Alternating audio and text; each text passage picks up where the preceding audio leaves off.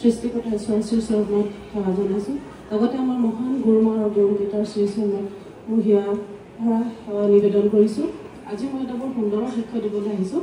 মোৰ মাৰ ককায়েকৰ ছোৱালী এজনী 5 বছৰমানৰ বিয়া হোৱা 5 বছৰলৈকে তেওঁলোকে সন্তানৰ মোক দেখা নাছিলে। তাই মোক ফোন কৰি প্ৰায় কৈ থাকে, বা মোৰ সন্তান এটা ক'ৰবাত পোৱা হ'লে এনেকৈও কয়। মই তেতিয়া তাইক কওঁ, এই আমাৰ জগতৰ ৰোগী সুস্থ কৰি প্ৰাৰ্থনা গৃহৰ কথা মই তাইক কওঁ। তাই কয় শহুৰ শাহুৰ থকা ঘৰ, গতিকে মই মোৰ মতে একো কৰিব নোৱাৰোঁ।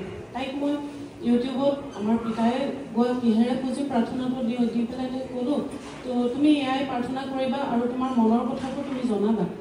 তাই তেতিয়া একো মোক নক'লে, কিন্তু মই ভাবিলোঁ মোক যেতিয়া কৈছে আমাৰ সৃষ্টিকৰ্তা ঈশ্বৰ খুজিলেই পোৱা মাত্ৰকে পোৱা ঈশ্বৰ, যিহেতু মই তেওঁৰ চৰণত আছোঁ, গতিকে তেওঁতো মোৰ প্ৰাৰ্থনা শুনিব।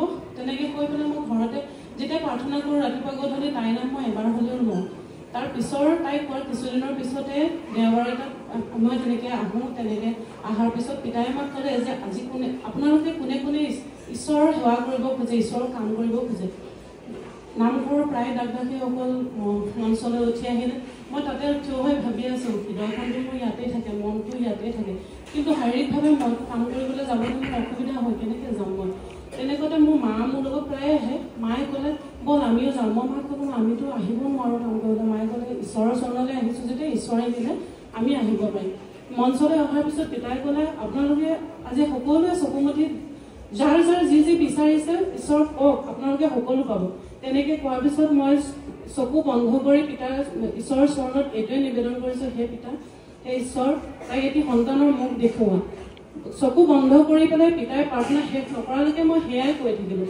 তেনেকৈ কোৱাৰ পিছত কিছুদিনৰ পিছতে তাই মোলৈ ফোন কৰিলে, বা মোৰ ভাল খবৰ আছে, মোৰ প্ৰেগনেঞ্চি টেষ্টত পজিটিভ ৰিপৰ্ট আহিছে, ঈশ্বৰৰ প্ৰশংসা হওক। তাৰপিছতে ইয়াৰ পিছৰটো আৰু ভাল লগা, তাইক ডেলিভাৰী ডেট দিছিলে জানুৱাৰী 9 তাৰিখে, কিন্তু তাইক গা কিছু বেয়া হোৱাৰ কাৰণে ডিচেম্বৰত তাইক ডক্টৰৰ ওচৰলৈ আহিলে। ডক্টৰে ক'লে ডিচেম্বৰৰ 20 তাৰিখে আপোনালোকে একেবাৰে ৰেডি হৈ আহিব, আমি সেইদিনাখনেই ডেলিভাৰী চিজাৰিং কৰিম। তাহাঁতি ৰেডি হৈ আহিছে, কিন্তু ডক্টৰে ক'লে আজি আপোনালোকক মই কোনো কাৰণতে অপাৰেশ্যন কৰিব নোৱাৰোঁ, মই বিশেষ কাৰণত বাহিৰলৈ যাব লগা আছে। তাহাঁতি খুব ৰিকুৱেষ্ট কৰিছে।